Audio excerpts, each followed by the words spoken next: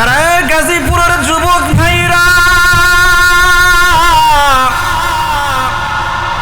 মুসলমান বাবাজি, যে কোরআনুল কারীমের আলোচনা শোনার জন্য আজকে আমি আপনি এই জায়গায় বসেছি বাবা, এই কোরআনুল কারীম সম্পর্কে আমাদের জানার প্রয়োজন আছে না নাই? কথা বলেন। এই কোরআনুল কারীম এমন একটি কিতাব বাজান, এই কোরআনুল কারীম দুনিয়ার জমিনে পৃথিবীতে অনেক বই এসেছে, প্রতিটি বইয়ে শেষে লিখে দিয়েছে ভুল ত্রুটি মার্জনীয়। কথা বলেন ঠিক কিনা? আমার আল্লাহ রাব্বুল আলামিন আজ থেকে বহু বছর আগে কোরআনুল কারীম আমার আপনার নবীর উপর নাজিল করে জানায়া দিলেন, পৃথিবীর মানুষেরা শুনে রাখো, শুনে রাখো, আমি কোরআনুল কারীম আমার নবীর উপরে নাজিল করে দিলাম এবং এই কোরআনুল কারীম দেখাশোনার দায়িত্ব আমি আল্লাহ রাব্বুল আলামিন নিজেই নিয়ে নিলাম। আল্লাহু আকবার বলেন। আরে ঢাকা গাজীপুরের যুবক ভাইরা, মুসলমান বন্ধুরা, এই কোরআনুল কারীমের আলোচনা শোনার জন্য আমি আজকে এখানে এসেছি, আপনারাও এখানে বসেছেন বাবা। মুসলমান ভাইয়ারা রে, এই কোরআনুল কারীম এমন একটি কিতাব, যে কিতাবের তেলাওয়াত রিসার্চ করনেওয়ালা সায়েন্সরা রিসার্চ করে দেখেছে পৃথিবীতে 24 ঘন্টা এই কোরআনুল কারীমের তেলাওয়াত কোনো না কোনো জায়গাতে হয়। কথা বলেন ঠিক কিনা? আরে যুবক বন্ধু,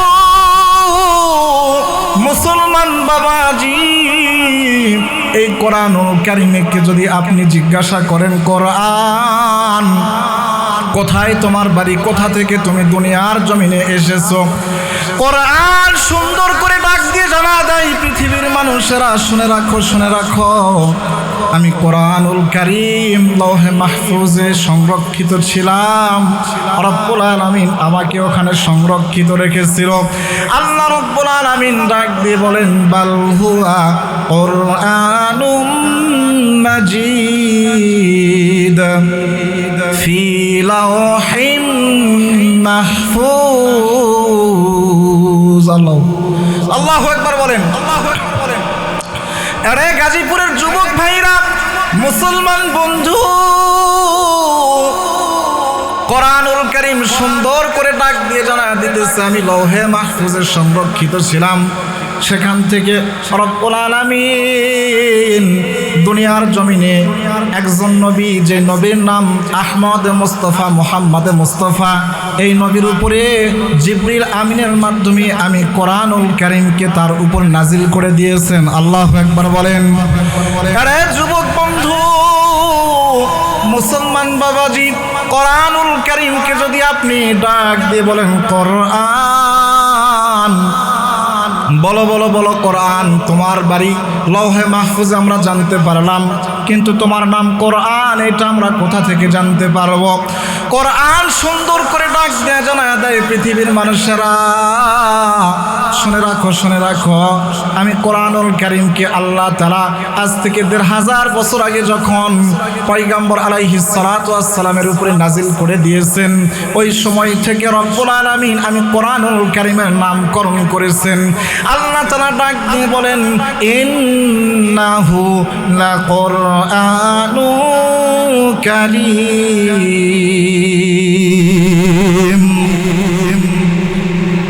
আল্লাহ তাআলা কি বললেন?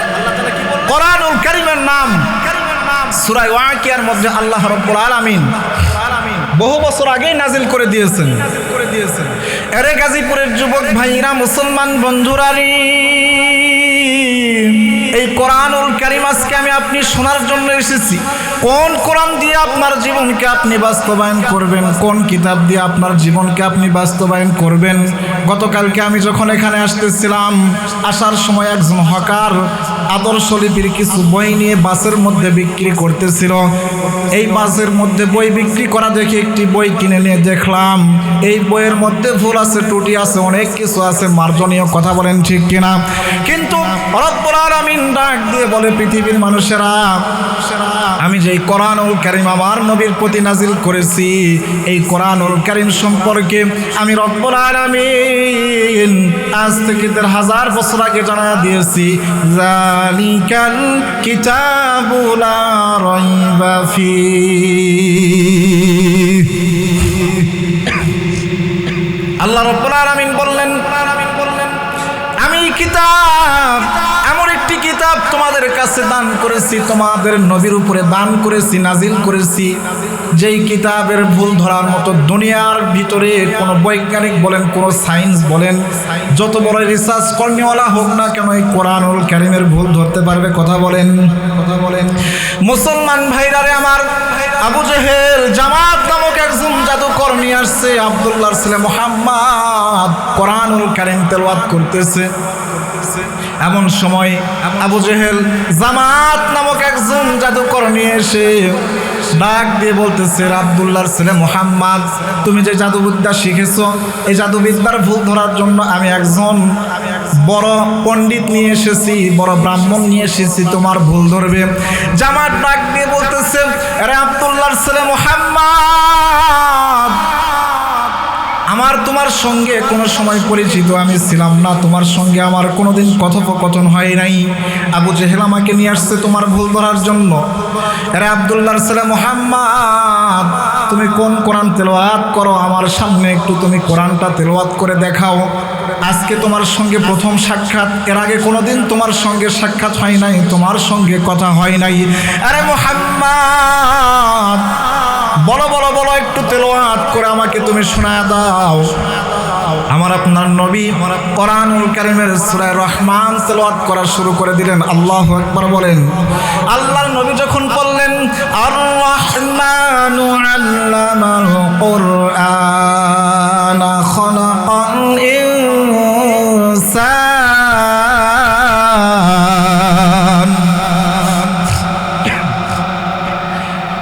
এইটা বলে যখন নবী আমার কোরআনুল কারীম তেলাওয়াত করতেছেন, জামাতের চোখ দিয়ে পানি বেয়ে বেয়ে পড়ে যাচ্ছে।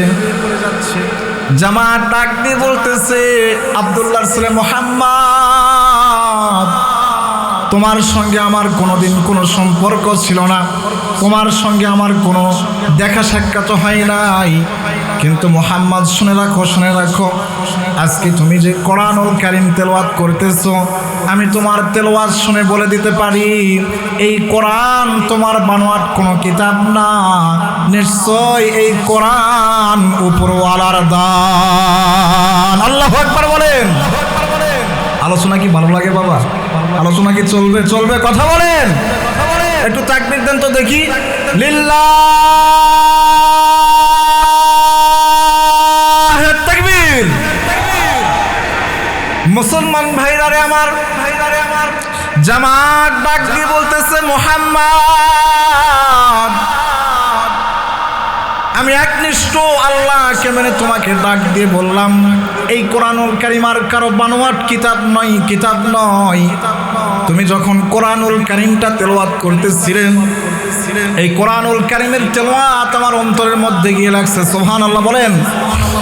আরে গাজীপুরের যুবক ভাইরারি, মুসলমান বন্ধু, আপনি যে কোরআনুল কারীম তেলাওয়াত করতেছেন, আমি একনিষ্ঠভাবে বলতে পারি, এই কোরআনুল কারীম আর কারো বানোয়াট কিতাব নয়, কিতাব নয়, কিতাব নয়। নিশ্চয়ই এই কোরআনুল কারীমটা হচ্ছে আল্লাহ তাআলা আপনার উপরে নাজিল করেছেন। ও মুহাম্মদ, শুনে রাখুন, শুনে রাখুন, এই মুহূর্তে আমি আপনার হাতে হাত রেখে কালিমা পড়ে ইসলাম ধর্ম গ্রহণ করতে চাই। আল্লাহু আকবার বলেন। আরে যুবক বন্ধু, কেন আপনি নামাজ পড়বেন না, কেন রোজা করবেন না বাবা? এই কোরআনুল কারীম এমন একটি কিতাব, যে কিতাব সম্পর্কে আল্লাহ রাব্বুল আলামিন ডাক দিয়ে জানা দেয়, কিতাবকে যদি তোমরা প্রশ্ন করো, কোরআন বলো বলো বলো, তুমি কোন মাসে দুনিয়ার মধ্যে নাজিল হয়েছো? কোরআন সুন্দর করে ডাক দিয়ে দেয়, জানা দেয় পৃথিবীর মানুষেরা, শুনে রাখো, শুনে রাখো, আমি কোরআনুল কারীম দুনিয়ার মাঝে জমিনে নাজিল হয়েছি। শাহরু রমাদানাল্লাযী উনজিলা ফীহিল কুরআন। আল্লাহু আকবার। কোরআন সুন্দর করে ডাক দিয়ে মানুষেরা, আমি কোরআনুল কারীম নাজিল হয়েছি রমজান মাসে, এমন একটি পবিত্রময় রজনীতে, যেই রজনীটা আল্লাহ রাব্বুল আলামিনের কাছে হাজার মাসের চাইতে উত্তম। আল্লাহু আকবার বলেন। মুসলমান ভাইরা রে আমার, এই কোরআনুল কারীম তেলাওয়াত করলে কি ফায়দা? কোরআনুল কারীম তেলাওয়াত করলে ওই ব্যক্তির জন্য আল্লাহ তাআলা কি রেখেছেন? আল্লাহ তাআলা ডাক দিয়ে জানায় দেয়, ইন্নাল্লাহা আশতারা মিনাল মুমিনিনা আনফুসাহুম ওয়া আমওয়ালাহুম বিআন্না লাহুমুল জান্নাহ। আল্লাহ রাব্বুল আলামিন আজ থেকে ১,৫০০ বছর আগে কোরআনুল কারীমের মধ্যে সুন্দর করে জানায় দিয়েছেন, পৃথিবীর মানুষেরা শুনে রাখো, শুনে রাখো, এই কোরআনুল কারীম যারা তেলাওয়াত করবে, এই কোরআনুল কারীমের পথ দিয়ে যারা, এই পথকে অনুসরণ করে যারা সামনের দিকে অগ্রসর হবে, আমি রব্বুল আলামিন তাদের জন্য জান্নাত আমি অবশ্যই অবশ্যই নাজিল করে দিয়েছি। আরে যুবক বন্ধু, কেন আপনি নামাজ পড়বেন না? কেন রোজা করবেন না? বাবা, কোরআনুল কারীম তেলাওয়াত করলে ফায়দা কি? একটু মনোযোগ দিয়ে শুনবেন বাবা, দিলটা নরম করে দিবেন। হাকিকতান দেখেন তো একটু চোখের পানি পড়ে কিনা বাবা। মুসলমান ভাইরা রে আমার, আল্লাহর একজন পয়গম্বর মূসা কালিমুল্লাহ, আমরা সকলের নাম জানি তো নাকি বলেন? নাম জানেন না আপনারা মূসা কালিমুল্লাহ? মূসা কালিমুল্লাহ একদিন রাস্তার সামনে দিয়ে পাদদেশ দিয়ে, রাস্তার পাদদেশ দিয়ে হাঁটি হাঁটি পা পা করে আল্লাহ রাব্বুল আলামিনের সঙ্গে তুর পাহাড়ে যাচ্ছিলেন কথা বলার জন্য। যাওয়ার সময় দেখতেছে একটি কবরের ভিতরে ভীষণ আযাব হইতেছে, খুব কষ্ট হইতেছে, খুব আযাব হইতেছে। মূসা কালিমুল্লাহ আযাব দেখার পর রব্বুল আলামিনের কাছে চলে গেলেন। চলে যাওয়ার পরে আল্লাহ তাআলার সঙ্গে গল্প করার পর, কথা বলার পর আবারও মূসা কালিমুল্লাহ হাঁটি হাঁটি পা পা করে ফিরে আসার সময় দেখতেছেন যে এই কবরের মধ্যে আযাব হইতেছিল, এই কবরের মধ্যে আল্লাহ রব্বুল আলামিন জান্নাতের সমস্ত নাজ নিয়ামত দিয়ে ভর করে দিয়েছে। আল্লাহু আকবার বলে। আরে গাজীপুরের যুবক ভাইরা রে আমার, মুসলমান বাবাজি, মূসা কালিমুল্লাহ ডাক দিয়ে বলতেছে, আল্লাহ, আমি যাওয়ার পথে দেখলাম এই কবরের মধ্যে বড় ভয়াবহ আযাব হচ্ছে। আসার সময় দেখতেছি কবরের আযাবটা কেমন যেন উধাও হয়ে গেছে, কবরের আযাব আর নাই। কবরের মধ্যে জান্নাতের সমস্ত নাজ নিয়ামত আপনি দান করে দিয়েছেন। আল্লাহ, বাকেন না বাবা, একটু বাকেন না। আল্লাহ, আল্লাহ তাআলাকে ডাক দিয়ে বলতেছেন, আল্লাহ আপনি কি এমন, কেন আপনি এই কবরের আযাবকে মিটায়া দিলেন? একটু বলেন। আমার আপনার রব্বুল আলামিন আল্লাহ তাআলা ডাক দিয়ে বলতেছে, পয়গম্বর মূসা, শোনো শোনো, এই কবরের আযাব আমি কেন মাফ করব না? এই কবরের মধ্যে দুনিয়ার যে মাইয়িতকে শায়িত করা আছে, এই মাইয়িত দুনিয়ার জমিনে এত গুনাহ করেছে, এটা মূসা এত গুনাহ করেছে, এত গুনাহ করেছে, মদ খেয়েছে, মদ্যপ ছিল, নেশা করছিল, কিন্তু তার জীবদ্দশায় তিনি মৃত্যুর আগে তার বিবিকে একটি ওসিয়ত করে গিয়েছেন। তার বিবির পেটে যখন সন্তান 7 মাস বয়সে যখন মৃত্যু সজ্জায় এই ব্যক্তিটা পড়ে গেছে, বিবিকে ডাক দিয়ে বলছে, বিবি রে,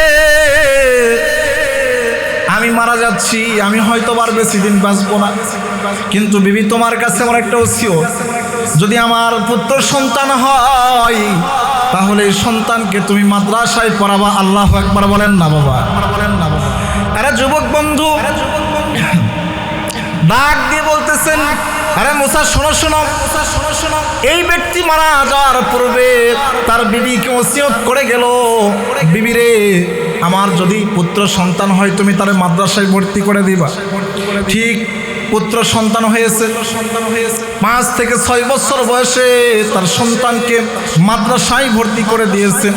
আরে গাজীপুরের যুবক ভাইরা, মুসলমান বাবাজি, কেন আপনি নামাজ পড়বেন না? কেন রোজা করবেন না? হাকিকতান দিলটা একটু নরম করে দিয়ে আলোচনাটা শুনবেন বাবা। হঠাৎ করে দেখতেছেন এই যুবকের ছেলে যুবক দুনিয়া থেকে চলে গিয়েছে, যুবকের ছেলে মাদ্রাসায় গিয়ে এখনো পর্যন্ত কোনো কিছু শিখতে পারে নাই, শুধুমাত্র বিসমিল্লাহির রহমানির রহিমটা শিখেছে মাত্র। এইটা শেখার পর তার সন্তানকে নিয়ে তার মা কবরের পাশে গিয়ে বলতেছে, বাবা তোমার পিতা দুনিয়া থেকে চলে গিয়েছে, তোমার পিতার জন্য দোয়া করার মতো কেউ নাই, কেউ নাই। সন্তানদের তুমি তোমার পিতার জন্য দোয়া করো, তোমার পিতার জন্য দোয়া করো। সন্তান ডাক দিয়ে বলতেছে, আমি কি দোয়া করব, আমি তো দোয়া জানি না। মা ডাক দিয়ে বলতেছে, রে প্রাণের সন্তান, তুমি যতটুকু শিখেছো ততটুকু নিয়ে আমার রব্বে কাবার দিকে মোতামাজ হয়ে দুখানা হাত বাড়ায়া আমার রব্বুল আলামিনকে ডাক দিয়া তোমার বাবার জন্য দোয়া করো। আমার রব্বে কাবা অবশ্যই অবশ্যই তোমার পিতার জিন্দেগির সমস্ত গুনাহগুলো মাফ করে দিবেন। এরা গাজীপুরবাসী, সঙ্গে সঙ্গে এই সন্তান নিষ্পাপ শিশু কিছু বোঝে না, হঠাৎ করে আল্লাহ তাআলার দিকে মুতাওয়াজ্জু হয়ে দুখানা হাত বাড়ায় আল্লাহ তাআলাকে ডাক দিয়ে বলছে, বিসমিল্লাহির রহমানির রহিম।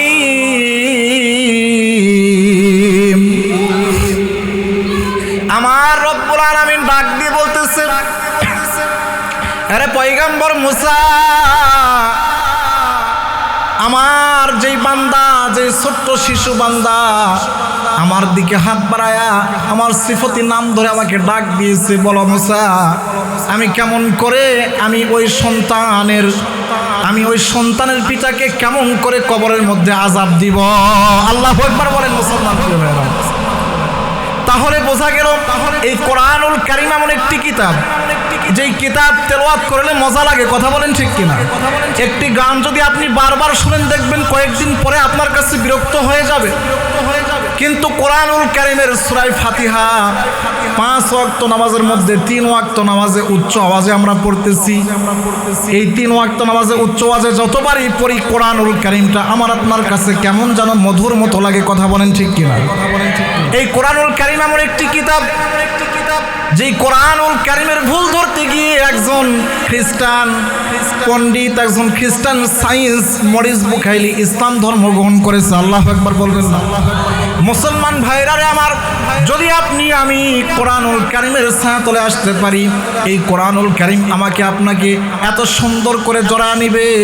এই কোরআনুল কারীমের আলোচনা শুনলে আলোচনা মানলে, এই কোরআনুল কারীম তেলাওয়াত করলে, কোরআনুল কারীম তেলাওয়াত শিখাইলে, বাচ্চাকে মাদ্রাসায় ভর্তি করে দিলে, এই কোরআনুল কারীম আপনাকে আমাকে জান্নাতি বানায়া দিতে পারে, কথা বলেন ঠিক কিনা।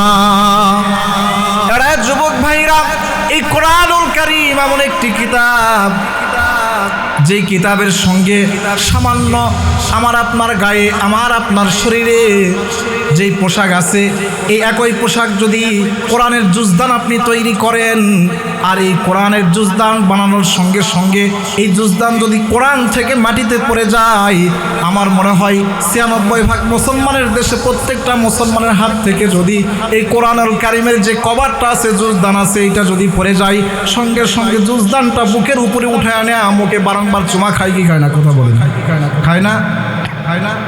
একই পোশাক আপনার শরীরে আছে, আমার শরীরে আছে, কোরআনের শরীরে লাগার সঙ্গে সঙ্গে এইটার মর্ম, এইটার মূল্য আল্লাহ তাআলা বাড়ায়া দিয়েছেন, কথা বলেন ঠিক কিনা। তো এই কোরআনুল কারীম আজকে যে এখানে আলোচনা শুরু হয়েছে, শেষ পর্যন্ত থাকবেন কারা কারা, একটু দুই হাত উঠে দেখেন তো বাবা। আমি সেই মুসাফির, অনেক দূর থেকে এসেছি বাবা। আলোচনা ভালো লাগতেছে তো আপনাদের, নাকি বলেন? ভালো লাগে তো? প্রিয় ভাইরা আমার, এই কোরআনুল কারীম এমন একটি কিতাব, যে কিতাব সম্পর্কে আপনি যদি আলোচনা করতে যাই, শুনতে যাই, তাফসীর করতে যাই, ব্যাখ্যা করতে যাই, সারা জীবনেও এর এক একটা আয়াতের তাফসীর শেষ করা যাবে না, কথা বলেন ঠিক কিনা।